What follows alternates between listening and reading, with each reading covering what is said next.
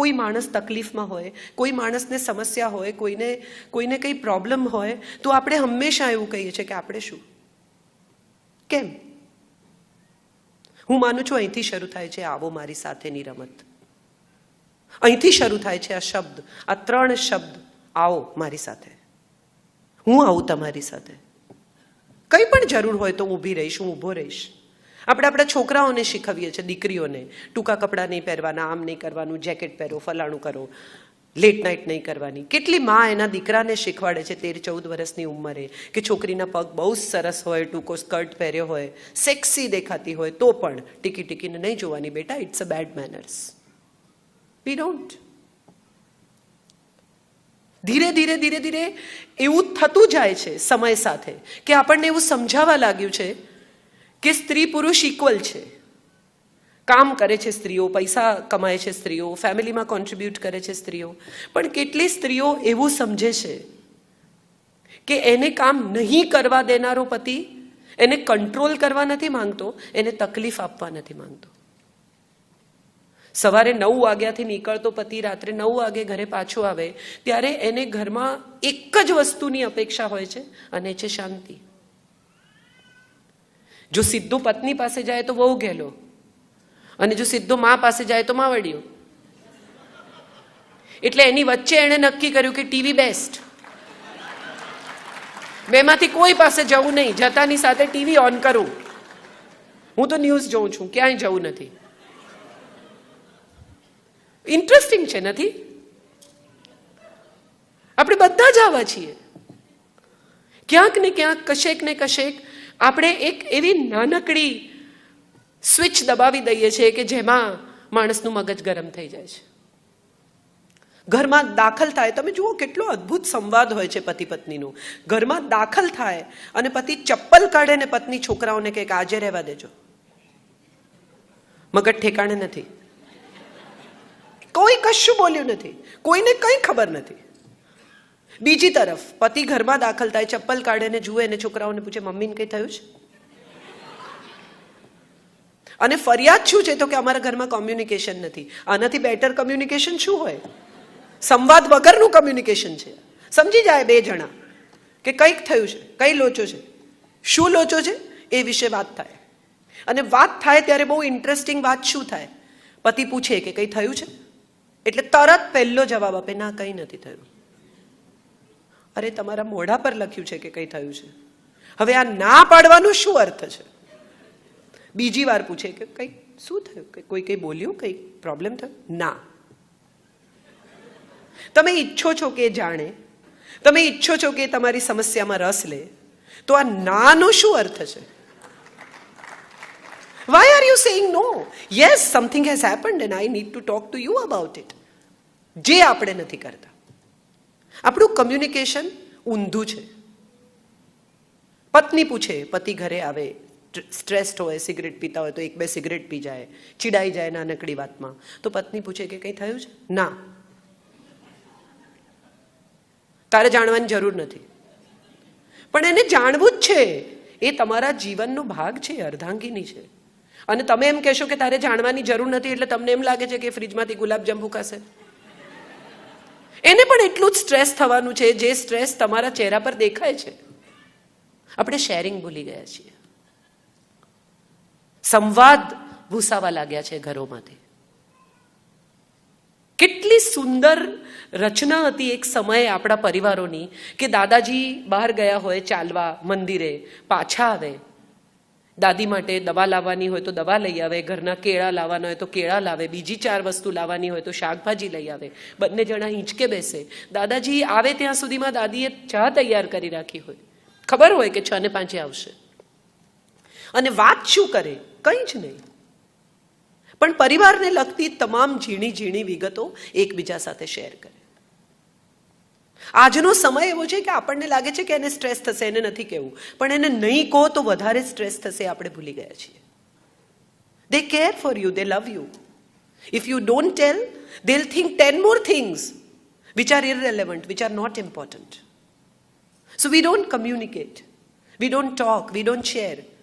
We don't let the other person enter in our own world that we have created, our castle. જરૂર નથી તારે જાણવાની, એને બહુ જ જરૂર છે જાણવાની. એને કહો, એને રાહત થશે. એ સલાહ આપશે તો તમારે માનવી હોય તો માનવાની, ના માનવી હોય તો નહીં માનવાની. પણ at the same time sharing is the most important part which probably we have started missing out on. આજે જ હું વાત કરતી હતી હંસાબેનને ઘેર, મારી ભત્રીજી પરણી છે એની સાથે, કે છોકરાઓ કેટલા લોનર થઈ ગયા છે.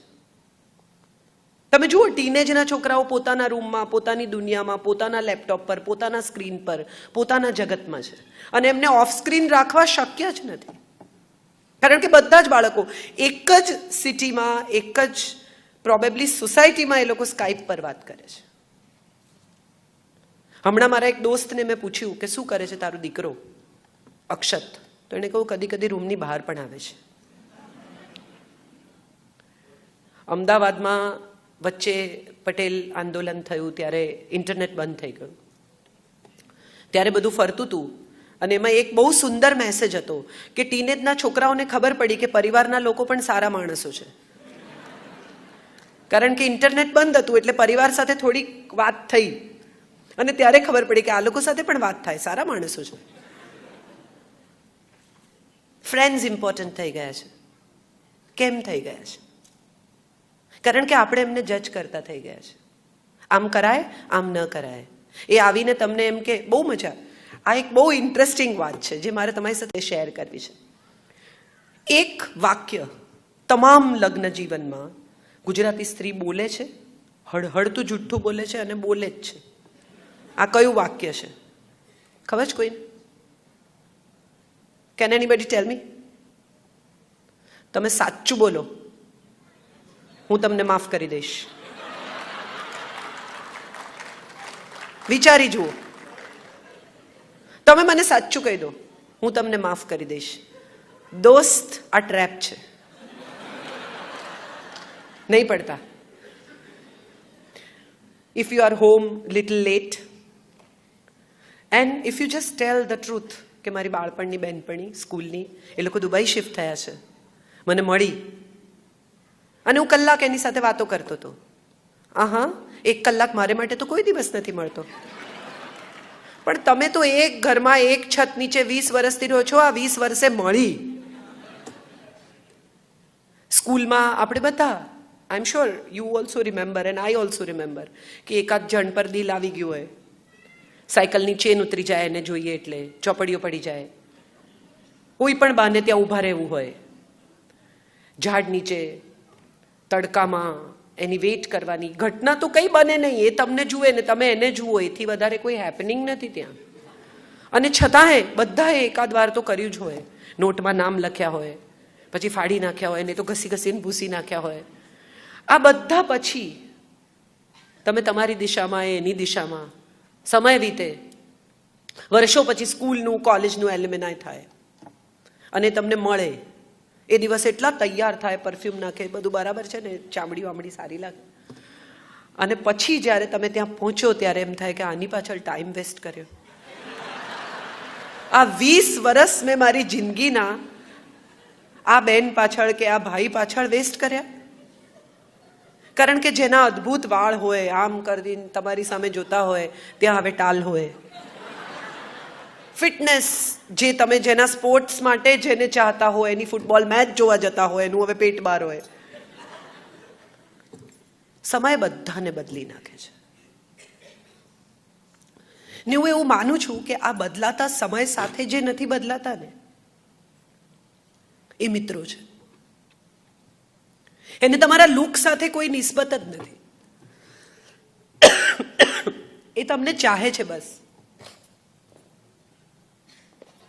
આઈ am sorry about my health. એ તમને ચાહે છે બસ. કેમ? કારણ કે તમે જે છો એવા તમને સ્વીકારે છે.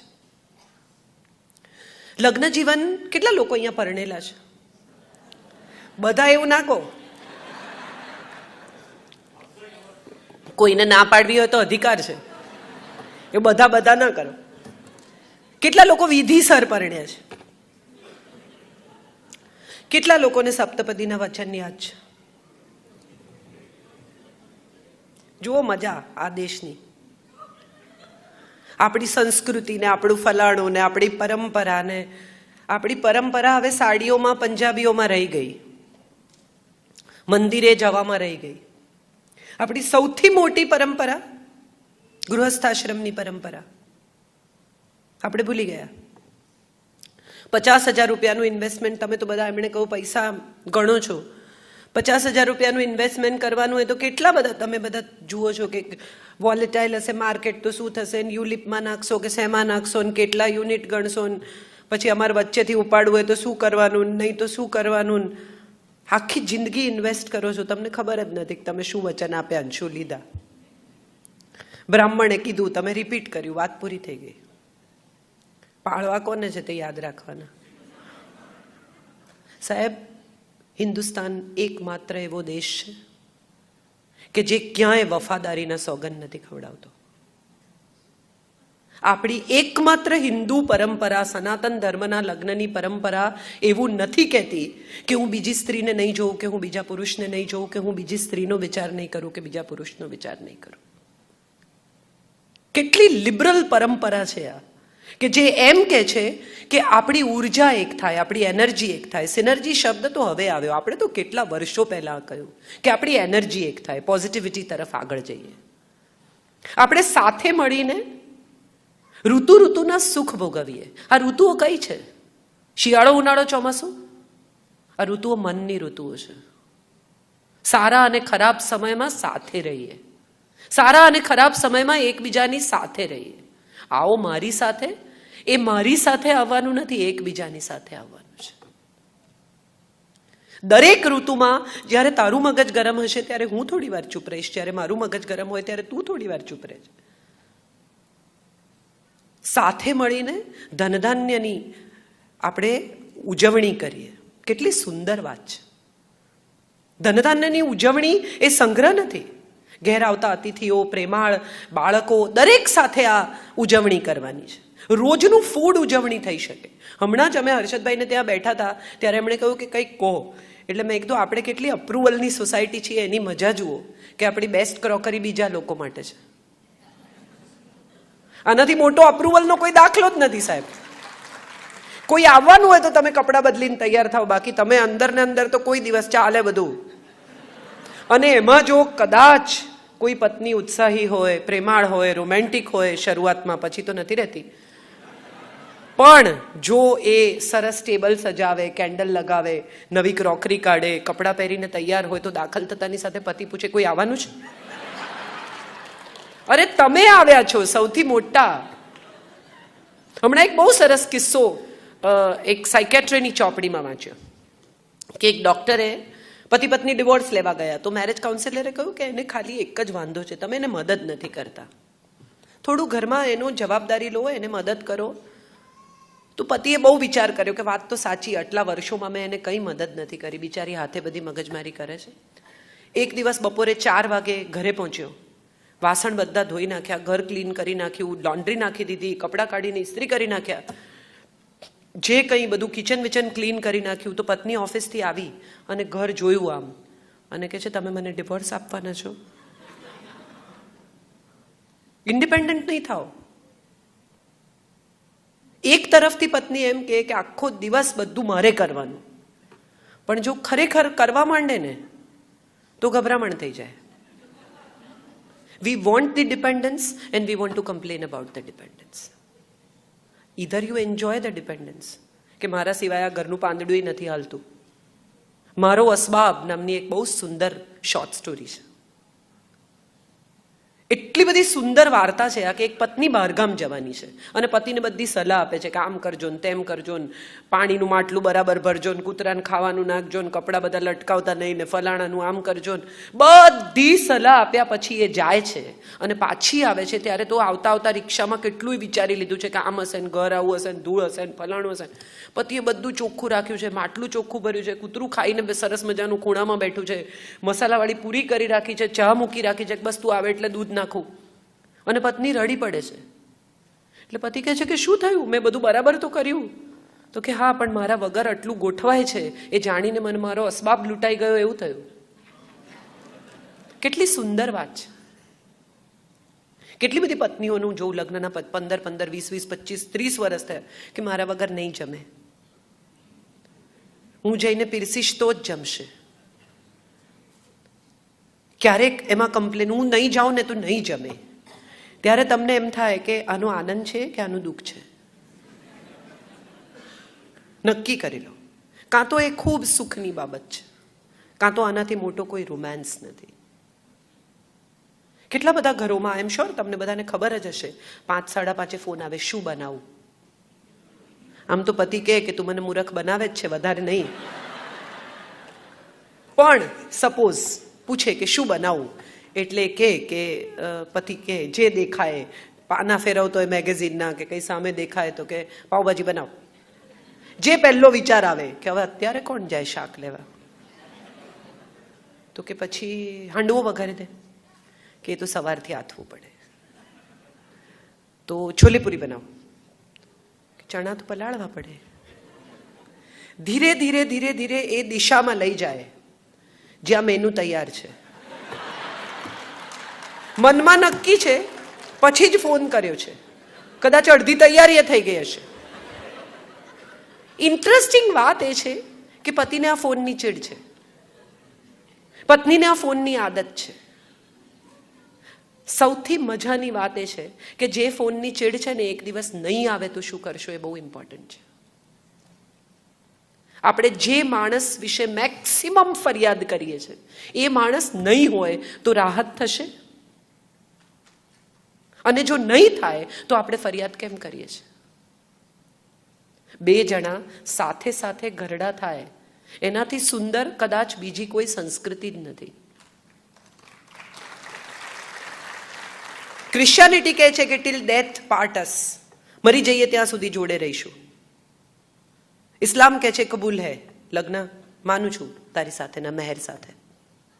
હિન્દુ સંસ્કૃતિ એકમાત્ર એમ કહે છે કે 7મે પગલે, 7 પગલા સાથે ચાલ્યા પછી આપણે મિત્રો બની જઈએ, લેટ્સ બીકમ ફ્રેન્ડ્સ. અને મિત્રો એટલે શું? જે તમને જેવા છો એવા સ્વીકારે. કોઈ દિવસ કોઈ ફ્રેન્ડને તમે ફરિયાદ કરતા જોયા છે?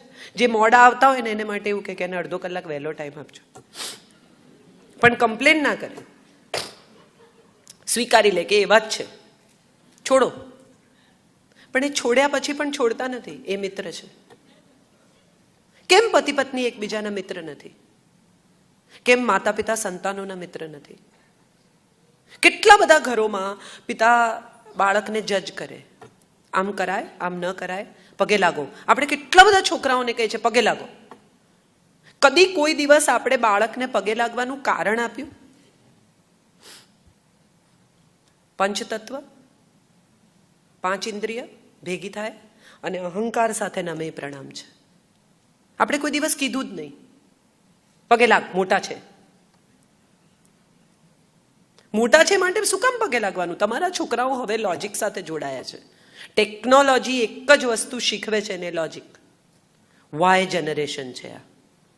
વાય કેમ કરવાનું? આપણે એમને કોઈ દિવસ કહેતા જ નથી. તિલક કરાવે, ના પાડે, નથી કરવું. કોઈ દિવસ આપણે એમને કહ્યું જ નથી કે આપણી આખી બોડીની કોન્શિયસનેસનું સેન્ટર છે. She just spoke about neurons and brain. આ આપણી આખા શરીરનું કોન્શિયસનેસનું આ સેન્ટર છે. એ સેન્ટર ઉપર પ્રેશર આવે, તિલક થાય, કંકુ લાગે, ચંદન લાગે, તો એ સેન્ટર એક્ટિવેટ થાય, તમારી બુદ્ધિ તેજસ્વી બને, તમે વધુ પ્રજ્ઞાવાન થાઓ. એવું આપણે શીખવતા જ નથી. કરો. કેટલા વર્ષો પહેલા, આજથી સદીઓ પહેલા જે માણસે મિત્રમાંથી ગુરુ થઈને ગીતા શીખવી, ગીતાનો કહેનારો પણ સંસારી ને સાંભળનારો પણ સંસારી, બંનેને 1થી વધારે પત્નીઓ, અને છતાંય વાત શું કરી? તો કે કર્મ સંન્યાસની. એવું કઈ જરૂરી નથી. અમારે જયભાઈને અમારા લગ્ન ઉપર બોલવાનું એ બંને જણને, તો બહુ મજા આવે. જયભાઈને હું કહું કે તમે લગ્ન પર શું બોલશો, ને હંમેશા કે અરે હોય લોકો મૃત્યુ પર બી બોલે છે, એને માટે કે મરવું થોડી પડે. ગીતા કેટલી અદ્ભુત પુસ્તક છે. આજે તમે જુઓ કે હાર્વર્ડમાં ભણાવવા માંડ્યા એટલે આપણને થયું કે ગીતા બહુ ઇમ્પોર્ટન્ટ છે. શરૂ થાય છે પહેલો અધ્યાય અર્જુન વિષાદ યોગ, અને અર્જુન વિષાદ યોગની મજા એ છે કે અર્જુન બોલે છે અને કૃષ્ણ સાંભળે છે, ક્યાંય વચ્ચે ઇન્ટરપ્ટ નથી કરતા. અને એથી આગળ જઈને જો આપણે આપણો ધર્મ, આપણી પરંપરા, આપણી સંસ્કૃતિ સમજવી હોય તો એક ક્લેરવોયન્સ સંભળાવે છે એક આંધળાને. સંજય છે કે જેને દિવાલો ભેદીને દેખાય છે, અને એક ધૃતરાષ્ટ્ર છે જે આંધળા છે. એને આ ગીતા નરેટ કરવામાં આવે છે, જે બની રહી છે તે. અને કૃષ્ણ જ્યારે આખોય અર્જુન વિષાદ યોગ પૂરો થઈ જાય છે, અર્જુન બોલી લે છે પોતાની વાત, ત્યારે બોલવાનું શરૂ કરે છે. શ્રી કૃષ્ણ ઉવાચ. અને સાહેબ મજા જુઓ આપણી સંસ્કૃતિની, આપણી કથાઓની. જેમ મેં કહ્યું કે સ્ટોરી ટેલિંગ બહુ ઇમ્પોર્ટન્ટ છે. આજે હું મારી દીકરીને કે મારા બાળકને આ સ્ટોરી ટેલિંગ સ્વરૂપે ગીતા સંભળાવી શકું. ગીતા એ કોઈ માણસના મરી ગયા પછી વાંચવાનું પુસ્તક જ નથી. તમે કશું ઘરમાં લાવો, ટેકનોલોજીથી ભરપૂર કોઈ સાધન, અને એની સાથે એક મેન્યુઅલ આવે. એ મેન્યુઅલ વાંચ્યા વગર તમે પ્લગ ઇન કરો, ધડાકા થઈ જાય, કોઇલ બળી જાય, જે થવાનું એ પૂરું થાય, પછી તમે મેન્યુઅલ વાંચો, એનો અર્થ નથી. આપણા દેશમાં ગીતા માણસના મરી ગયા પછી વાંચે છે. જે જીવન જીવવાની શૈલી છે, જે જીવન જીવવાનો રસ્તો છે, એને આપણે માણસના મરી ગયા પછી ઘેર વંચાવીએ છીએ, અને એ બ્રાહ્મણ વાંચે છે. આપણે શું લેવા દેવા? ખાલી બેસાડી છે ગીતા ઘેર. કેટલી ઇન્ટરેસ્ટિંગ વાત છે. આગલે દિવસે શિબિરમાં પણ કહી શક્યા હોત. કેમ કે છે કુરુક્ષેત્રની વચ્ચે? He could have said it yesterday evening. એ લોકો શિબિરમાં એક સાથે રહેતા હતા. ત્યાં ના કહ્યું કે બેસો બેસો તમને ગીતા સંભળાવું.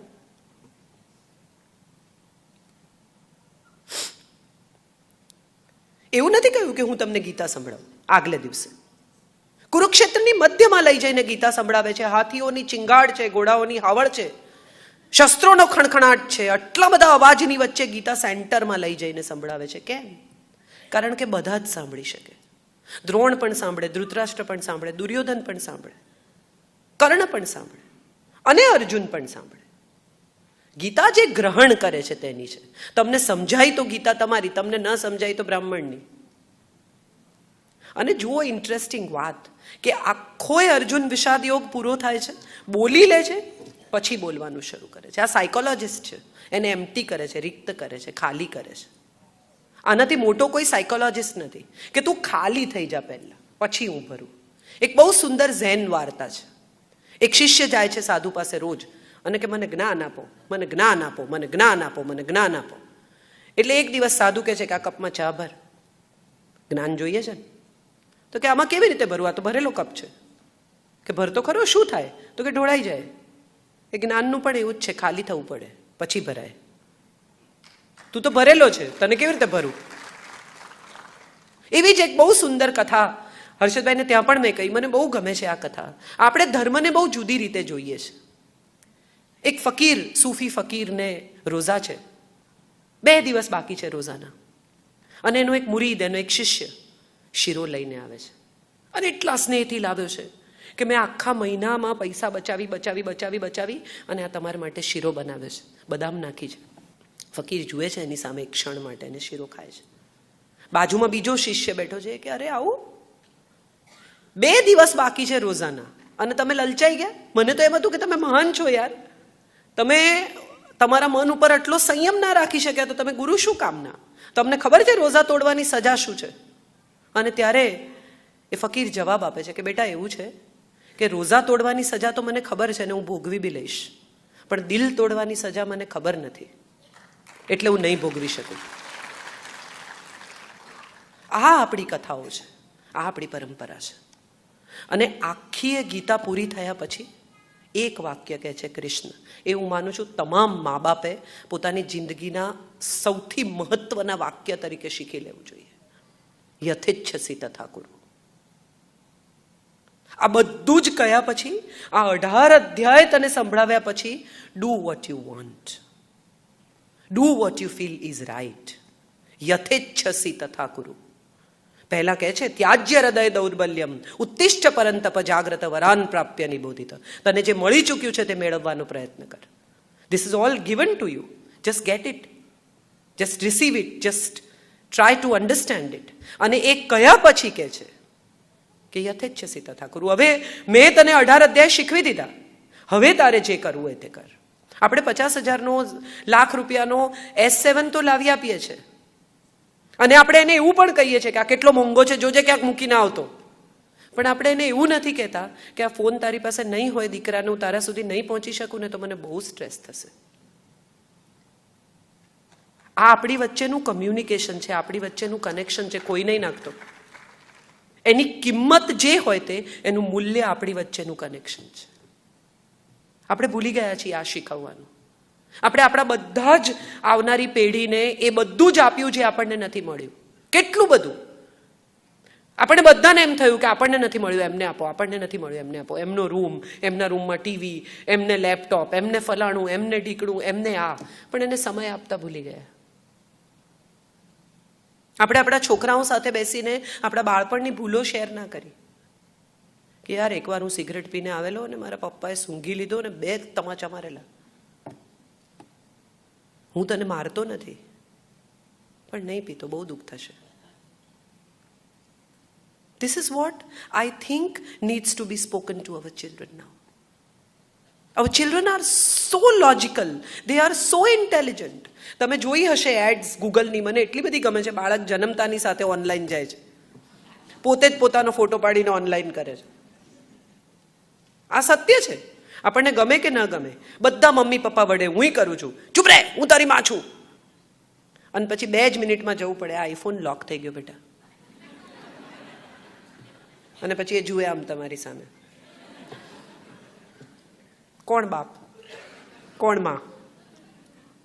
This is interesting. એક પાસે ઇન્ફોર્મેશન છે, ટેકનોલોજી છે, ને બીજા પાસે અનુભવ છે. આ બે મિક્સ થાય ને સાહેબ, તો આ દેશ ક્યાંનો ક્યાંય નીકળી જાય. આપણે આપણા અનુભવ એમની સાથે શેર નથી કરતા. જીપીએસ તો છે આપણી પાસે, પણ જીપીએસ તમને રસ્તો બતાવશે, ખાડા ક્યાં આવશે તો એને આપણે જ કહેવું પડશે. એ એના જીપીએસમાં જોશે કે અહીંથી 3 કિલોમીટર છે, પણ સાહેબ 3 કિલોમીટરમાં 3 ખાડા છે. એ મેં પસાર કર્યા છે, મને ખબર છે. અને બહુ મજાની વાત એ છે કે તમે તો 17 વર્ષના હતા, એ 45 વર્ષના નથી થયા હજુ. એને ખબર નથી કે 45 વર્ષના મા બાપ હોવું એટલે શું, કેટલી ચિંતા થાય, કેવી દુનિયા છે, શું છે. તમે તો 17 વર્ષમાંથી આવ્યા ને, તમે તો બધું કર્યું છે જે કરે છે. તમે જૂઠું બોલ્યા છો, તમે ક્લાસ બંક કર્યા છે, ક્યારેક પૈસા ઉઠાવ્યા છે, ક્યારેક આ કર્યું છે, ક્યારેક એકાદ બિયર પી લીધો છે, ક્યારેક સિગરેટ પી લીધી છે. આ બધું તમે કર્યું છે તમારી ક્યુરિયોસિટીમાં, તમારા તોફાનમાં, તમારી ઈચ્છાઓમાં, તમારી ઝંખનાઓમાં, તમારી યુવાનીમાં. તો એ કેમ ન કરે? અને કરે તો એને સ્નેહથી સ્વીકારો. તમે એને કહો છો તમે સાચું બોલો, તો હું ચલો મમ્મા સાથે ખોટું નહીં બોલવાનું, પણ મમ્મા સાથે બિચારો સાચું બોલે તો પડેક. મમ્મા સ્વીકારતી નથી. બહુ સરસ વાત તમારી સાથે શેર કરું. Wonderful audience I have today. કેટલા રાઈટ જગ્યાએ લોકો હશે ને રાઈટ જગ્યાએ ગંભીર થાય ને ત્યારે તમને સમજાય કે તમારી વાત કરેક્ટ જગ્યાએ પહોંચે છે. બહુ ઇન્ટરેસ્ટિંગ છે આ. મારો દીકરો ને હું 2 જણા ગાડીમાં જતા હતા. આમ ગાડીને આમ કરીને એક છોકરો મોટરસાઇકલ પર નીકળી ગયો. મારી માં સુરતી છે એટલે મારાથી ગાળ બોલાઈ ગઈ. લોહી ક્યાં જાય સાહેબ? એટલે મારા દીકરાએ 10 વર્ષના દીકરાએ આમ મારી સામે જોયું ને મને કહ્યું, માં તું ગાળ બોલી. હવે જો હું એમ કહું કે હું નથી બોલી તો મારાથી જુઠ્ઠું કોઈ નથી. હું જો એમ કહું કે સોરી બેટા, તો હું એનાથી નાની થઈ ગઈ. I am admitting something which I shouldn't be admitting at this point of time. એટલે મેં મારા બધા રડાર ખોલ્યા અને મેં એને કહ્યું, તને કોણે કહ્યું કે આને ગાળ કહેવાય?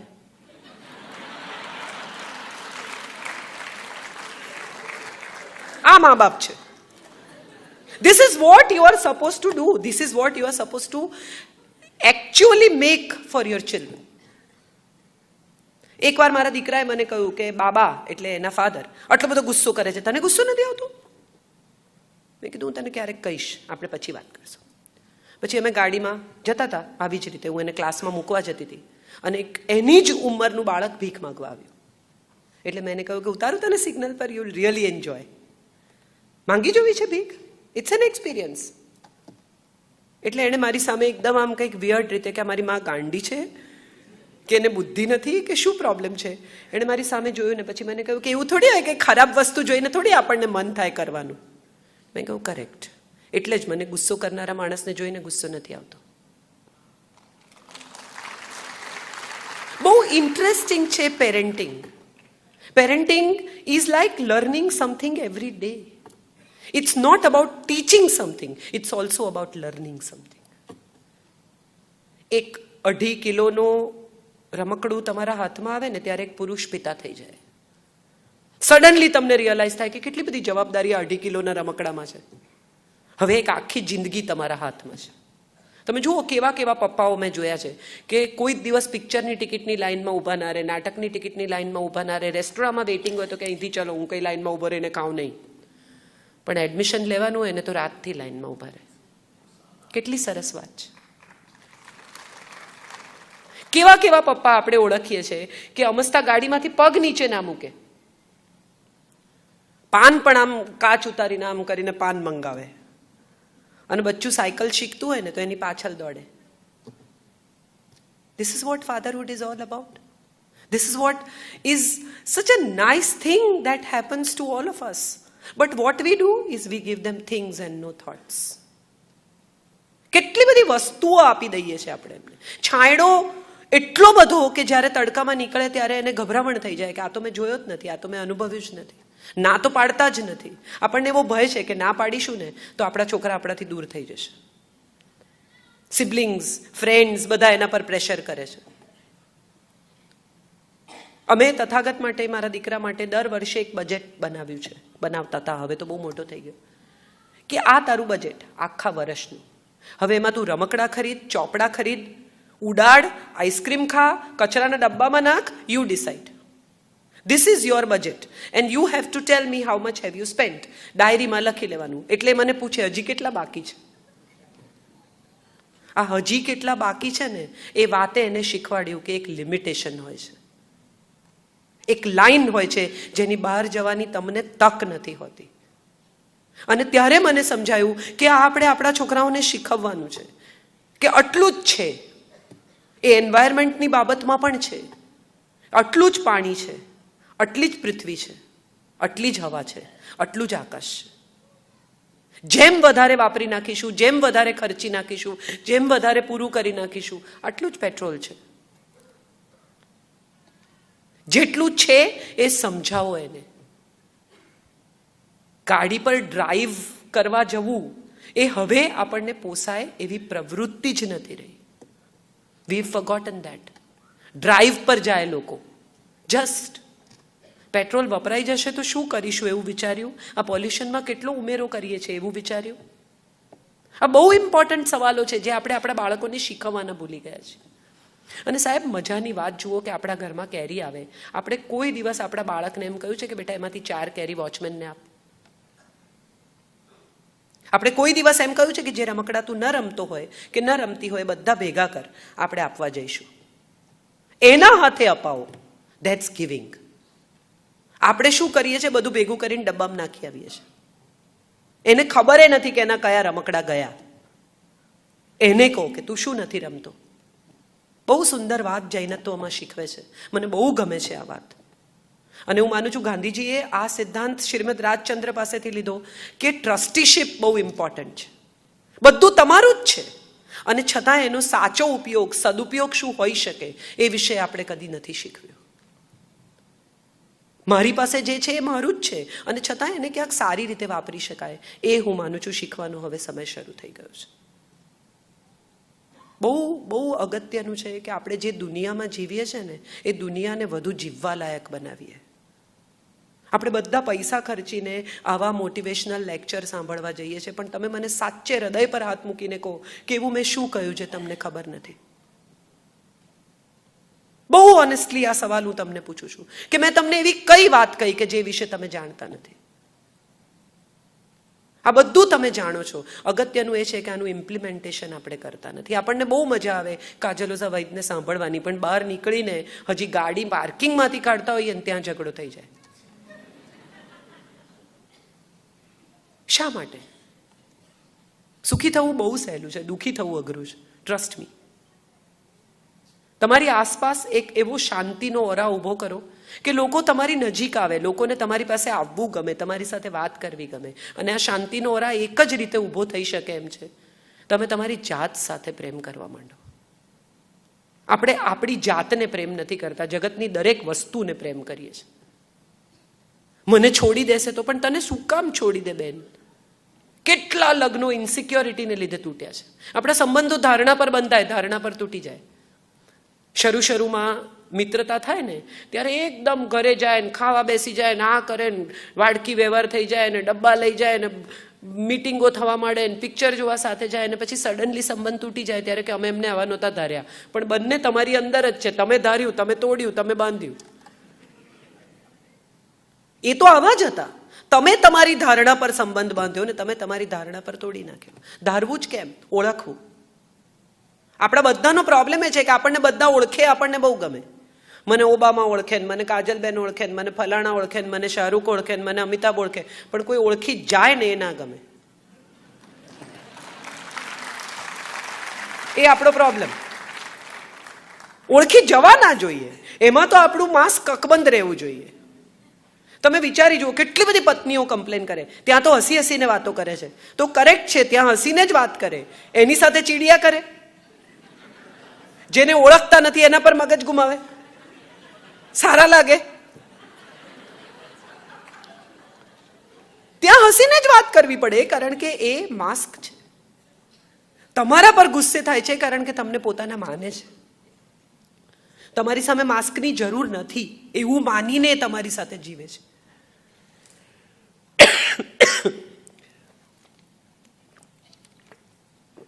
ખોટું હોય તો કહો, એને એવું કહેવાનું તમારે મારી સાથે પણ એવી જ રીતે વર્તું. હમણાં એક બહુ સરસ જોક કોઈકે મને મોકલ્યો છે, મને બહુ ગમ્યો. કે એક પતિ પત્ની બહાર નીકળ્યા ઘરની અને ગાડીમાં પંચર પડ્યું.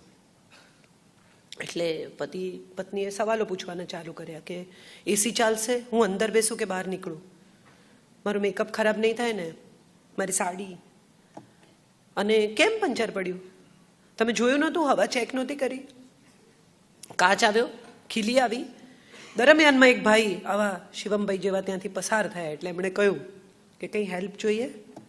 એટલે પતિએ કહ્યું કે હા, તમે થોડીક વાર મારી વાઈફ સાથે વાત કરો ને તો હું ટાયર બદલી નાખું. હું એના સવાલના જવાબો આપવામાં વ્યસ્ત છું માટે ટાયર નથી બદલી શકતો, બાકી કામ તો 5 જ મિનિટનું છે. એક પતિ પત્ની રોજ ચા પીવા બેસે ગેલેરીમાં. તો પત્ની રોજ જુએ કે સામેવાળી કપડાં સૂકવે છે, એ જ એનો ટાઈમ. એટલે પત્ની બૂમો પાડે કે આ કેટલા ગંદા કપડાં ધુએ છે, કેટલા મેલા કપડાં ધુએ, જુઓ તો ખરા, કઈ સમજતી નથી બાઈ. એક દિવસ બેઠા અને પત્નીએ કહ્યું કે અરે વાહ, આજે તો બહુ ચોખ્ખા કપડાં ધોયા છે. એટલે પતિએ કહ્યું ના, મેં આપણી બાલ્કનીનો કાચ સાફ કર્યો છે. સંબંધોમાં આટલું જ હોય છે, આપણો કાચ સાફ કરવાનો હોય છે. સામેવાળાના કપડાં ગંદા કે ચોખ્ખા તો પછી થાય છે. આપણો કાચ લૂછો, એમાંથી દેખાતી વાત બહુ ઇમ્પોર્ટન્ટ છે. પત્ની સાથે વાત કરવા માટે માણસને કહેવું પડે એવી વાત જ શું હોય? કેમ પતિ પત્ની વચ્ચે અદ્ભુત સંવાદ ન હોય? કેમ બાળકને એમ ન લાગે કે મારા મા બાપ તો એક જ છે, છૂટા પડશે જ નહીં? એક જ વાત વિશે માં ના પાડે એટલે તરત પપ્પા એમ કે તો કે તું તાર કર. નો. એકવાર પત્ની ખોટી પણ હોય તો પણ એણે ના પાડી છે માટે પતિએ સ્ટેન્ડ બાય જ કરવાનું. અને એકવાર પતિ ખોટો હોય તો પણ એણે ના પાડી છે કે હા પાડી છે માટે પત્નીએ સ્ટેન્ડ બાય જ કરવાનું. ઘરમાં વકીલ નહીં આપો તમારા સંતાનને, નહીં તો એ તમને એકબીજાની સામે વાપરતા શીખી જશે. પહેલું બાર્ટર અહીંથી જ શરૂ થાય છે, તું આમ કર તો હું આમ કરીશ. આપણે એને શું કહીએ? જલ્દી કર. આંખ ખુલે એવું પહેલું વાક્ય, જલ્દી કર, ચાલ જલ્દી, ચાલ જલ્દી, ચાલ જલ્દી. અને પછી જ્યારે 13-14 વર્ષનું થાય ને ઊભું ઊભું ખાય ત્યારે આપણે કે બેસીને શાંતિથી ખા. પણ ક્યાંથી ખાય? તમે એના મગજમાં જલ્દી સિવાયનો કોઈ શબ્દ જ નથી નાખ્યો. કોઈ દિવસ પિતાએ એવું કહ્યું કે ચાલ આજે હું નથી જતો, આપણે 2 જણા સાથે રહી ઘર સાફ કરી નાખીએ. કોઈ દિવસ પિતાએ એવું કહ્યું કે ચાલ આજે આપણે 2 રસોઈ બનાવીએ. કોઈ દિવસ પિતાએ એવું કહ્યું કે મમ્મી બહુ થાકી જાય છે, ચાલ આપણે 2 વાસણ ધોઈ નાખીએ બેટા. એના પોતાના લગ્ન જીવન માટેની. તારી મામા અક્કલ નથી એવું કહેનારા પિતા બહુ જોયા આપણે. પણ એ ભૂલી જાય છે કે કાલે સવારે આ જ વાક્ય આ જ રીતે તમારી સામે વપરાશે. તમારામાં અક્કલ નથી, કારણ કે આ જ ભાષા આપણે શીખવી. બહુ બહુ સમાજ રચના ગૂંચવણ ભરેલી છે એવું મને ઘણીવાર લાગે છે. અને મને એવું લાગે છે કે આપણે સાચા બટન દબાવવાનું ભૂલી ગયા છીએ. ખોટા બટન બધા આપણે દબાવી દીધા છે, એટલે લાઇટો ખોટી જગ્યાએ થવા માંડી છે. મંદિર જવું એ પરંપરા નથી, દીવો કરવો એ પરંપરા નથી, સાડી પહેરવી એ પરંપરા નથી. મને તો ગમે છે એટલે હું પહેરું છું. વિશ્વના આખા તમામ પોશાકોમાં સૌથી સિડ્યુસિવ અને સૌથી ગ્રેસફુલ જો કોઈ પોશાક હોય તો એ સાડી છે. જે ભાગ ખુલ્લા રાખવાના છે એ બહુ ગ્રેસફુલી ખુલ્લા રહે છે, જે ઢાંકવાના છે એ બહુ ગ્રેસફુલી ઢંકાય છે. આ આપણા દેશની પરંપરા છે, આપણું વસ્ત્ર છે, માટે હું પહેરું છું. આપણે એને જો પરંપરાઓ શીખવવી હશે તો પરંપરાઓ શીખવી પડશે, જાણવી પડશે, એના સવાલોના જવાબો આપવા પડશે. આપણે જો એક સરસ પરિવાર જોઈતો હશે તો સૌથી પહેલાં આપણે શીખવું પડશે કે એક સરસ પરિવાર શું છે. તમે તમારા ફોનમાં બિઝી હો. કેટલા બધા ફાધર્સ મેં જોયા છે કે ડિનર પર લઈ જાય, એમ કે એક અઠવાડિયામાં એકવાર અમે બધા જોડે ડિનર કરીએ છીએ. પછી ડિનર પર બહાર જઈને ફાધર ફોનમાંથી જૂના વોટ્સએપ કાઢે અને મમ્મીને કહે કે ઓર્ડર કર. આ ડિનર નથી. હું હમણાં નવરાત્રિના ઉપવાસ કરું છું અને મેં બાપુને કહ્યું, મુરારી બાપુને મેં કીધું હું ઉપવાસ કરું છું બાપુ. તો કે બહુ સરસ, થાય છે? મેં કીધું હા થાય છે. તો કે હવે ડિજિટલ ઉપવાસ કરી જુઓ. આપણે બધાએ કરવા જોઈએ. 2 કલાક જો આપણે ફોન બંધ રાખી શકીએ, ટેલિવિઝનથી દૂર રહી શકીએ, આઈપેડથી દૂર રહી શકીએ, તો હું માનું છું કે આખી પ્રવૃત્તિ બહુ અદ્ભુત રીતે પરિવારને આપી શકાય. સ્ક્રીન આપણા બધાનો સમય ખાય છે. તમે વિચારો કેટલા બધા લોકોના સવારે 9 વાગે, 6 વાગે, 5 વાગે મોબાઈલ પર વોટ્સએપ આવે, જીવન આમ છે ને, મિત્રો આવા છે ને, પરિવાર આવું છે ને, ફેમિલીને બહુ ધ્યાન આપવું છે. અરે ભાઈ, તું 5 વાગ્યામાં ઉઠીને ફોનો કરસ, પહેલા ફેમિલીને ધ્યાન આપ. તારી પત્ની માટે 1 કપ ચા બનાવો આ વોટ્સએપ કરવાને બદલે. આખા ગામને શીખવે છે એના કરતાં ઊભો થઈ એક સરસ ચા બનાવીને તારી પત્નીને આપ. આ પરિવાર છે, એ નથી કરતા. અને એ લોકોને તમે બપોરે 2 વાગે ફોન કરીને પૂછો કે આજે તમે વોટ્સએપમાં શું મોકલેલું. મારા મધર ગુજરી ગયા, મેં ફેસબુક પર લખ્યું આઈ લોસ્ટ માય મધર. 129 જણાએ લાઈક આપી. માણસોને એ પણ નથી ખબર કે રિએક્ટ કેવી રીતે કરવાનું સોશિયલ મીડિયામાં. દબાવી દીધું બટન, લાઈક.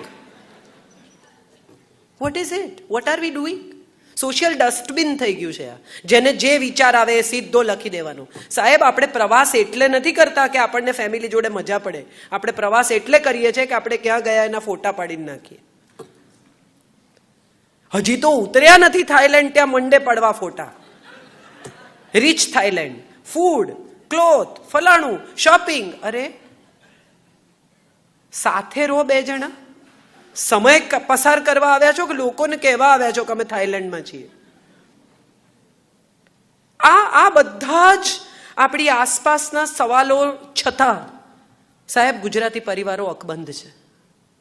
સૌથી વધારે જો કોઈ એક પરિવાર સુખી હોય તો એ ગુજરાતીઓનો પરિવાર છે. તમે આજે પણ દાદા દાદી સાથે છોકરાઓ રહે છે. તમે યુપી જાઓ, બિહાર જાઓ, સ્ત્રીની જે સ્થિતિ છે ને તમે જુઓ તો જ તમને સમજાય કે આવી સ્થિતિમાં કેવી રીતે સ્ત્રી જીવી શકે. ગુજરાતમાં રાત્રે 2 વાગે બેકલેસ પહેરીને ફૂલ દાગીના પહેરીને છોકરી એકલી 2 વ્હીલર પર પાછી આવે અને મા બાપને જીવ થડકારો ના થાય. કેમ? ગુજરાતની પોલીસ બહુ સક્ષમ છે એટલે? સ્ત્રી બહુ દાદી છે એટલે? ગુજરાતનો પુરુષ બહુ સંસ્કારી છે એટલે?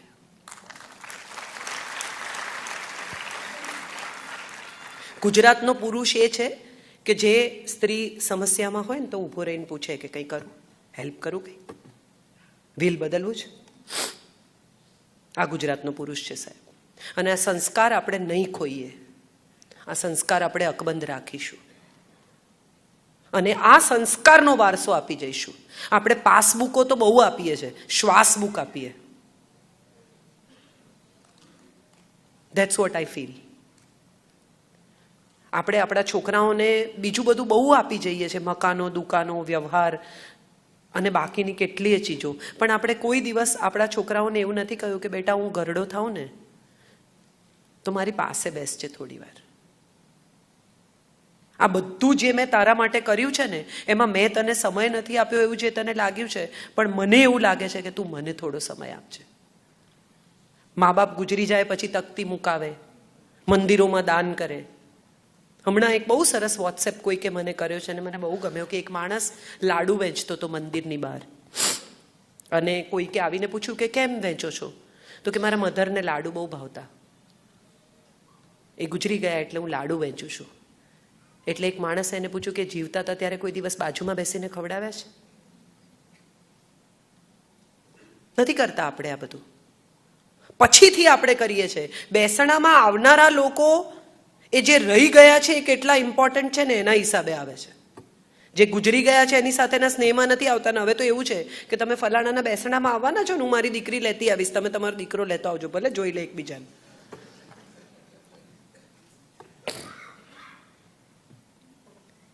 આપણે બધા જ ક્યાંક ને ક્યાંક કશેક ને કશેક રસ્તો ભૂલી ગયા છે. Let's switch on our GPS for life. Let us switch on our GPS for relationships. Let us switch on our GPS for parenting. I think we've missed those maps that were given to us by our elders, our parents. મને યાદ છે કે હું પહેલી વાર 18 વર્ષ મને પૂરા થયા ત્યારે મારા ફાધરે મને કહેલું કે ચલ આજે તને દારૂ પીવડાવું. My 18th birthday. And my first drink was with my father and he told me કે બેટા એવું છે કે દૂધ પણ બહુ પીઓ ને તો ઝાડા થઈ જાય. દુનિયામાં શું કેટલું એનું પ્રમાણ આપણે નક્કી કરવાનું છે. તું ક્યુરિયોસિટીમાં કોઈ બીજા માણસ સાથે દારૂ પીએ અને તને કંઈ નુકસાન થાય એને બદલે હું તારા પિતા તરીકે તારી સાથે પહેલી વાર જિંદગીમાં તારી ક્યુરિયોસિટી પૂરી કરું તો એ કદાચ તને ફરીથી જિંદગીમાં બીજી વાર આવું કરવા માટે મજબૂર નહીં કરે. અને આ 50 વર્ષ પહેલાંનો ઉછેર છે. આજે આપણે વધારે સંકુચિત થઈ ગયા છે, વધારે કંટ્રોલ કરવામાં માનતા થઈ ગયા છે. અને કંટ્રોલ થવાના નથી એની પણ આપણને ખબર છે. બધા એવું કે એ લોકોને સ્ક્રીનથી દૂર રાખવા કેટલા અઘરા છે. કરેક્ટ, દૂર રાખવા અઘરા છે તો ટાઈમ નક્કી કરો. દિવસના 4 જ કલાક એમને ટીવી, સ્ક્રીન, ફોન જે પણ વાપરવું એ વાપરવા દો. સમય નક્કી કરો અને ઘરમાં ટીવી ચાલે જ નહીં એ પછીના સમય દરમિયાન. હવે મજા શું છે કે માં એવું કે જમતા જમતા ટીવી નહીં જોવાનું, ટીવી બંધ કરી દે. અને પછી મમ્મીની ફ્રેન્ડ આવે એટલે કે જા બેટા કાર્ટૂન જો. તમારા જ 2 સિગ્નલ છે. તમે નક્કી કરો કે તમે એક સમય નક્કી કર્યો કે 4 થી 6 ટીવીનો ટાઈમ, એટલે 4 થી 6 ટીવીનો ટાઈમ. પછી 6:30 ન જ થવા જોઈએ. તમારે પણ નહીં કરવાના ને એણે પણ નહીં કરવાના. આપણે ડિસિપ્લિનમાં નથી ને પછી અપેક્ષા રાખીએ છીએ કે એ ડિસિપ્લિનમાં રહે. હું કહું છું, તમે કોણ છો કહેનારા? This is what happens in all our families and I have always felt this. માતા પિતાથી વધુ ઝઘડતા, માતા પિતાથી વધુ વરવું દ્રશ્ય બાળક માટે બીજું કોઈ છે જ નહીં. એને બંને વાલા છે અને પછી પાછા મા બાપ જજ બનાવે. તું જ કે તારા પપ્પા બરોબર કે છે. એને શું જજમેન્ટ, એને શું અક્કલ? એને જે ચોકલેટ આપે એની બાજુ જાય. એની બુદ્ધિ ક્યાં છે? તમે એને જજ બનાવીને એને તમને બંનેને એકબીજા વિરુદ્ધ વાપરવા માટે મજબૂર કરો છો. You are teaching him or her to use both of you against each other. Don't do that. તમારા તમામ ઝઘડા, તમામ ઇશ્યુઝ, તમામ પ્રોબ્લેમ્સ ભલે એની સામે સોર્ટ આઉટ કરો. એને ખબર હોવી જોઈએ કે મારા મા બાપ વચ્ચે ડિફરન્સ ઓફ ઓપિનિયન છે પણ બહુ રિસ્પેક્ટફુલ છે. મારી મા કદી મારા પિતા પર મોટા અવાજે બોલતી નથી, મારા પિતા મારી માને ગમે એમ બોલતા નથી. માટે મને પણ બંનેને ગમે એમ બોલવાનો અધિકાર નથી. એક સંસ્કારનું, શાંતિનું, સૌજન્યનું વાતાવરણ આપણે ભૂલી ગયા છીએ. બંને જણા એકબીજા સાથે કેમ, હું શું કામ કરું? આ ભાષા, આ રીત છે. This is what you are going to give your children. અને આ બધા જ ઘરોમાં થાય છે. દુનિયાનું કોઈ ઘર મેં એવું નથી જોયું કે જ્યાં ન થતું હોય. એનું સૌથી મોટું કારણ છે આપણું સ્ટ્રેસ. દોડવાનું સ્ટ્રેસ, પહોંચવાનું સ્ટ્રેસ, મેળવી લેવાનું સ્ટ્રેસ, હરીફાઈ. આણે આટલું કર્યું તો હું આટલું કરીશ. અને સાહેબ મજા જુઓ કે આપણે ઘેર નવી ગાડી આવે ને એનો આનંદ ઓછો છે, પડોશી જુએ એનો આનંદ વધારે છે. 2 દાડા ઘરની બહાર રાખે કે જોઈ ન જોઈ હોય એ કંઈ પૂછે નહીં, કંઈ કહે નહીં તો 5 પેંડા લઈને જાય. અમે નવી ગાડી લીધી, મર્સિડીઝ. શું કરી રહ્યા છે એ સવાલ બહુ અગત્યનો છે. ગાડી 4 પૈડા પર ચાલે, ઠંડી થાય અને સંગીત વાગે, એ પછી ગાડીમાં બીજી કોઈ પણ ફેસિલિટી હોય કે ન હોય, ખરેખર કોઈ ફરક પડે છે? એક બહુ સરસ કિસ્સો તમારી સાથે શેર કરું. હું એક સિરિયલ લખતી હતી યોગ વિયોગ પરથી, મારી નવલકથા પરથી, ને અમિતજીને મળવાનું બહુ થતું, અમિતાભ બચ્ચનને. એમણે રોક વોચ પહેરેલી, 25-30 લાખ રૂપિયાની ઘડિયાળ, અને આમ વાત કરે તો મારું ધ્યાન એની ઘડિયાળ ઉપર. એટલે એમણે આમ જોઈને મને કહ્યું, अच्छी है ना? બહુ अच्छी है सर. એટલે મને કહે છે, વક્ત વહી દિખાતી है जो तुम्हारी घड़ी दिखाती है.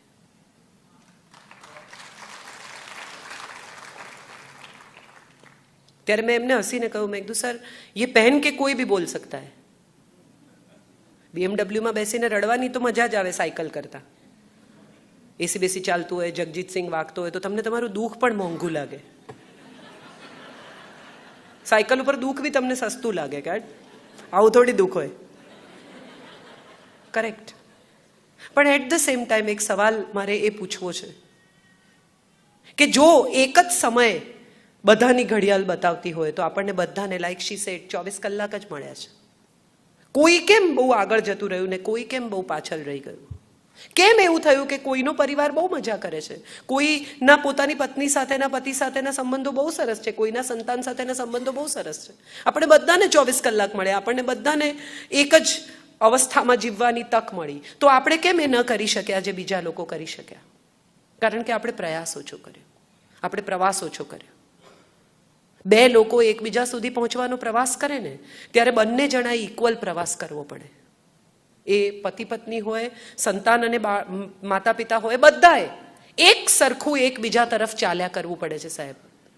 2 ડગલા ચાલીને જે અટકી જાય છે ને ત્યાં જ ઊભા રહી જાય છે, અને જે એકબીજા પરત્વે ચાલ્યા જ કરે છે એ એકબીજામાં ભળી જાય છે, ખબર નથી પડતી કે સાથે ક્યારે ચાલતા થઈ ગયા. આવો મારી સાથે બહુ ઇન્ટરેસ્ટિંગ લાઈન છે. અદી મરઝબાના શો કરતા મુંબઈમાં દૂરદર્શન પર, અને ત્યારે એણે એક બહુ સરસ વાત કહેલી. આ મરઝબાન સાહેબે કહેલી છે એટલે મારે એમની જ ક્રેડિટ સાથે કહેવી પડે કે 2 લોકો જોડે ચાલતા હોય ને તો મારો જમણો હાથ હોય ને એનો ડાબો હોય. ઇટ ઇઝ ઇમ્પોસિબલ કે હું મારા જમણા હાથે એનો જમણો હાથ પકડું. સો 2 different people with different mentalities, different upbringing, different frames are walking together. They are not similar. You cannot expect 2 people to be the same. But when they walk, they have to walk in the same direction. They have to go in the same direction at the same speed. કેટલા બધા પરિવારોમાં આપણે જોઈએ છે કે પતિ સડસડાટ આગળ નીકળી જાય અને પત્ની પાછળ રહી જાય, કોઈ યાર પત્ની સડસડાટ આગળ નીકળી જાય, પતિ પાછળ રહી જાય. તમે તો સાથે ચાલવાનું નક્કી કરેલું યાર, વોટ હેપન્ડ? સાથે નીકળેલા એક દિશામાં એવું નક્કી કરેલું કે સાથે પહોંચીશું, સાથે ઘરડા થઈશું, સરસ સફેદ વાળ સાથે આવશે, ચશ્મા સાથે પહેરીશું, સાથે સાથે તબિયતની ફરિયાદ કરીશું, સાથે સાથે ડેન્ટલ ટ્રીટમેન્ટ કરીશું. What happened? What made you go in the different directions? Your ambitions. The competition that you think, it's a comparison, it's not competition. We have always compared ourselves with others. આપણું સુખ અને આપણું દુઃખ પણ બીજાની સરખામણીએ સારું કે ખરાબ છે.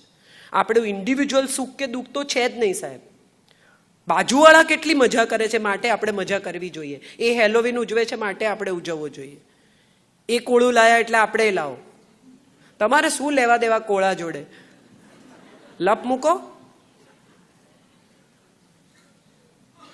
દરેક વસ્તુ આપણે કોમ્પિટિશનમાંથી નીકળીને કમ્પેરિઝનમાં આવી ગયા છે.